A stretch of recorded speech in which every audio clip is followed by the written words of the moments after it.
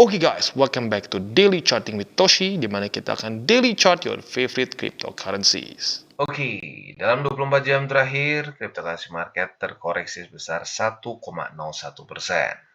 Dengan total market cap mencapai 828 miliar US dollars. Dan untuk Bitcoin kita bisa lihat terjadi koreksi sebesar 1,32% di angka 15.507. Lalu untuk Ethereum terkoreksi sebesar 1,07% di angka 1197 ya. Untuk BNB dia tipis banget, hanya terkoreksi sebesar 0,03% saja. Dan sepertinya kalau dia reject kemungkinan besar reject oleh angka 300 di sini ya. Lalu untuk XRP dia malah meningkat ya, meningkat sebesar 3,28% dalam 24 jam terakhir.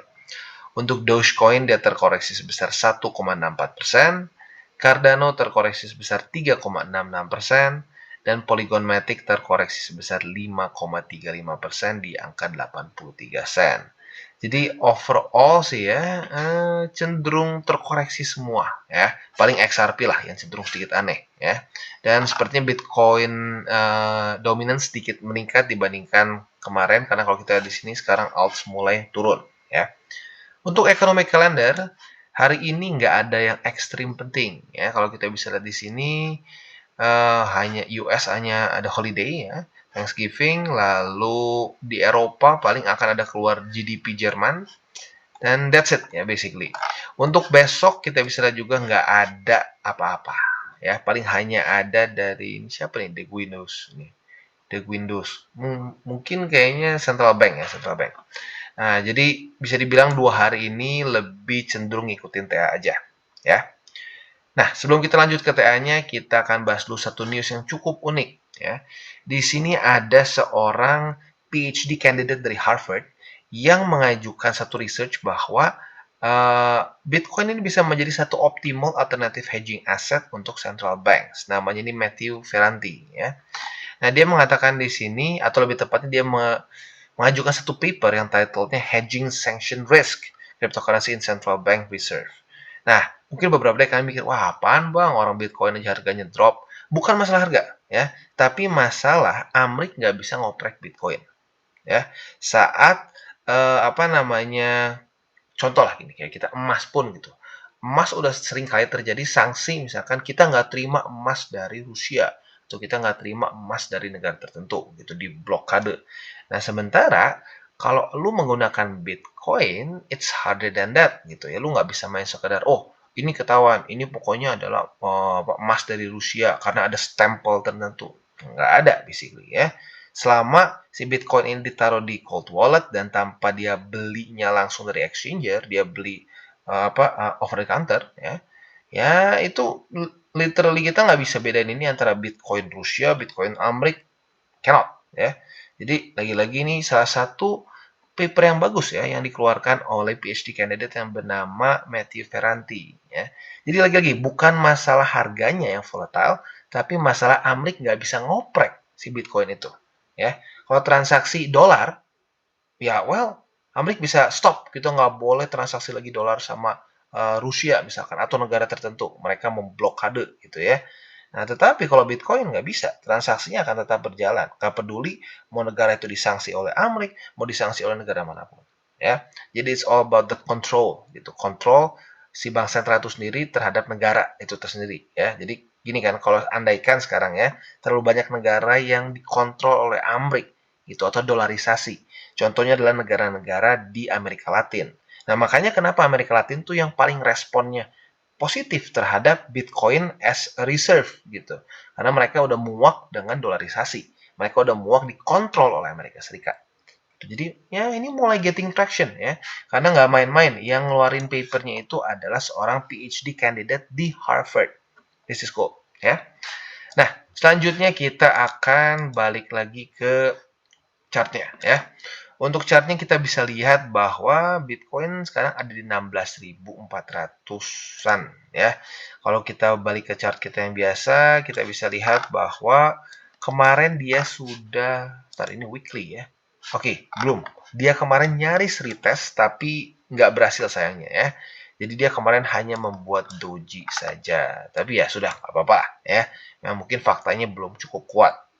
Nggak apa, kita mungkin akan terjadi retest pertama nih di 16.282 ya. Nah, PR-nya sih satu ya. PR-nya satu dan menurut gua nggak muluk-muluk sih. Ya, PR-nya adalah Bitcoin bertahan di atas dari 16.282. Kalau itu bisa terjadi, menurut gua itu udah bagus ya. Dan selain dari itu, untuk long term-nya kita seperti biasa belum bahas lagi lah untuk Bitcoin ya, karena masih jauh ya. MA20 dan 19.200 masih jauh, jadi ya sudahlah, kita tunggu aja sampai lebih dekat. Sekarang kita akan bahas indeks dolar. Untuk indeks dolar kita bisa lihat kemarin sebenarnya kembali melemah, tapi open daily candle pada hari ini sedikit naik ya. Jadi ada sepertinya sedikit pantulan di daerah 105,5 ya, sama seperti pada tanggal 15 November kemarin. Nah, lagi-lagi harapan gue sama ya, harapan gue sama dia bisa jebol struktur 105,5 dan juga MA200. Kalau dia bisa mulai daily close di bawah dari dua support ini menunjukkan bahwa secara sistematis DXY ini sedang dalam kondisi yang bearish ya, karena jelas dari kapan nih ya, kalau kita lihat di sini itu Oktober ya, September akhir dia mulai membuat pola cenderung bearish ya. Di sini dia membuat satu high, low, lower high, lower low, lower high, lower low, lower high, dan kalau sampai ini lanjut lagi lower low tentunya ya.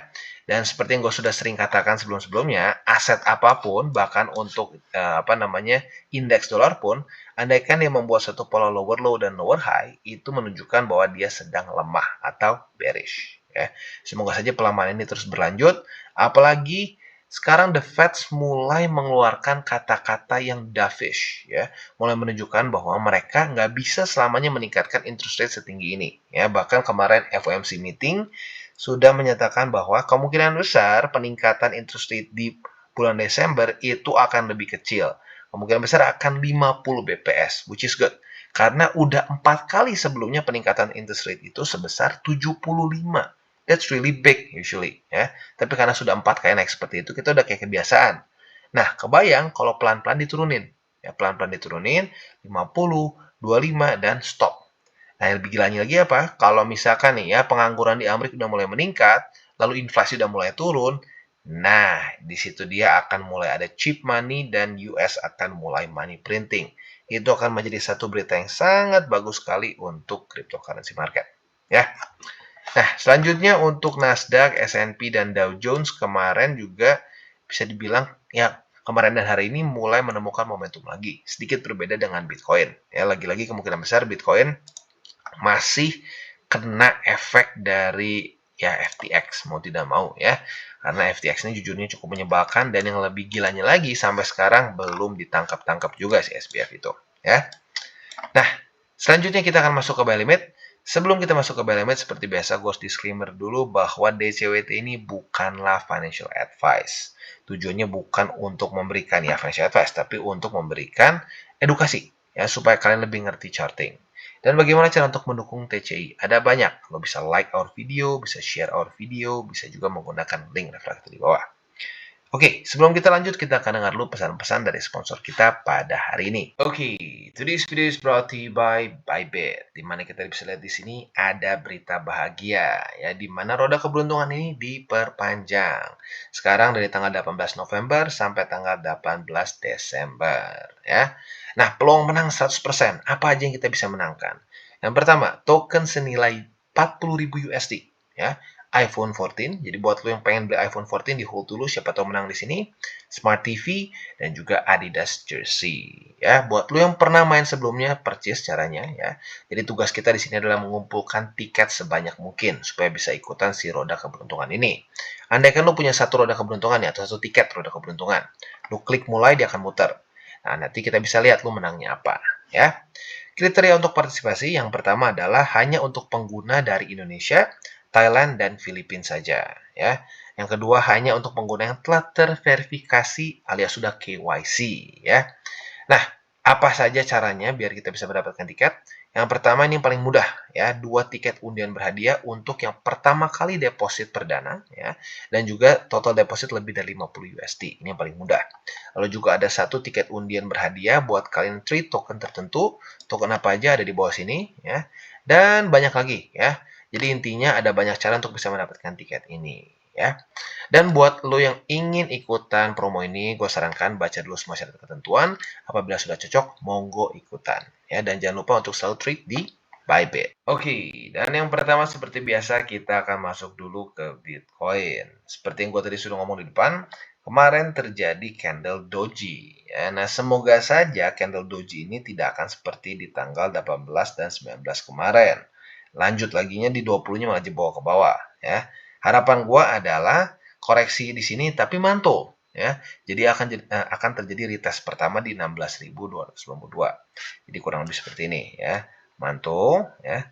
Retest pertama, retest kedua.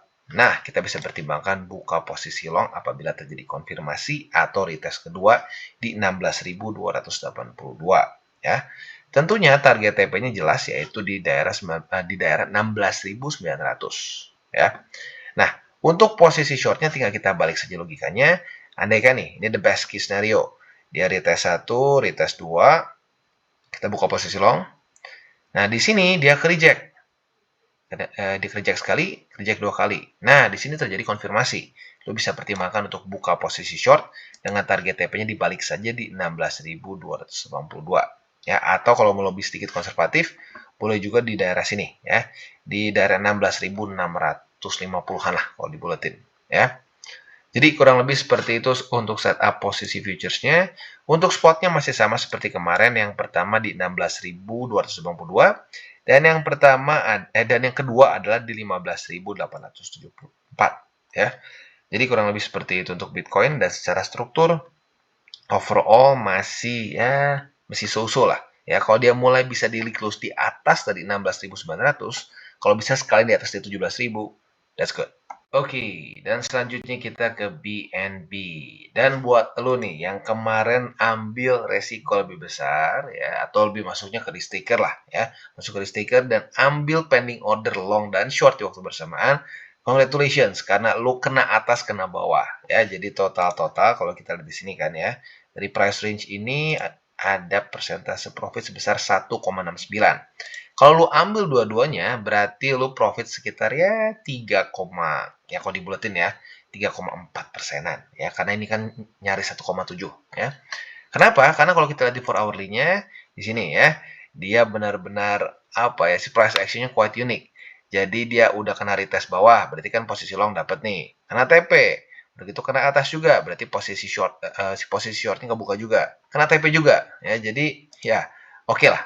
Atas kena, bawah kena ya. Congratulations buat lu yang kemarin ambil resiko yang lebih sedikit ya. Nah, selanjutnya gimana nih? Nah, selanjutnya otomatis di sini harus udah kena kan dua posisinya ya. Nah, tinggal pertanyaannya adalah oke nggak Bang kalau gue buka lagi? Sebenarnya boleh-boleh aja ya, boleh-boleh aja, tapi seperti yang gue bilang dari kemarin ya, resikonya masih ya lumayan besar juga karena price range-nya cukup kecil dan BNB baru ada rally sebesar 12% dalam sehari. Jadi ada probability dia akan koreksi lebih dalam gitu. Jadi sekali lagi kalau lu mau ambil lagi kesempatan kayak kemarin, pending order atas bawah lagi ya, boleh-boleh aja. Tapi ya harus siap dengan resikonya. Ada probability yang lumayan BNB bisa koreksi sampai ke MA50 atau 20 ya. Jadi kurang lebih seperti itu untuk BNB. Untuk posisi spotnya gue pribadi sih masih di daerah MA50 atau 20. Lu bisa pilih.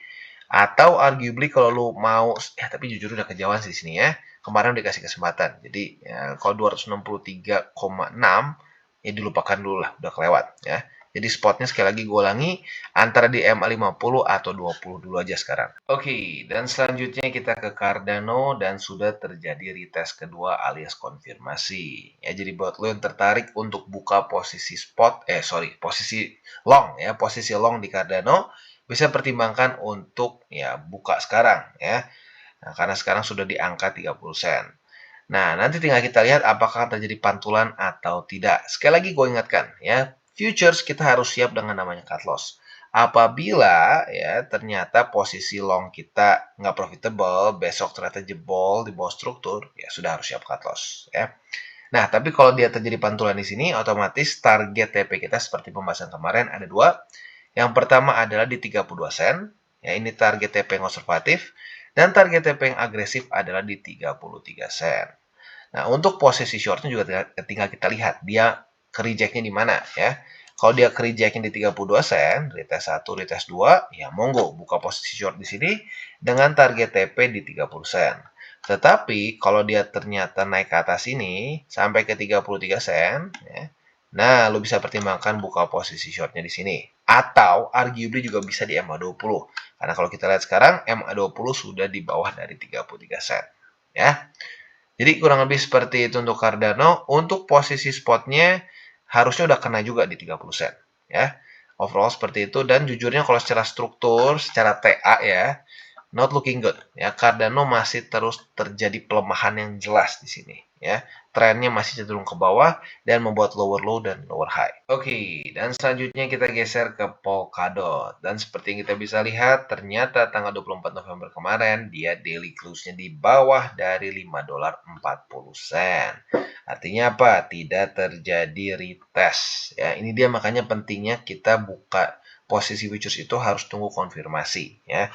Retest 1, retest 2. Kenapa? Ya karena seperti ini. Karena seringkali kalau dia sedang galau, walaupun di satu support, di satu struktur tertentu bisa tembus-tembus seperti ini.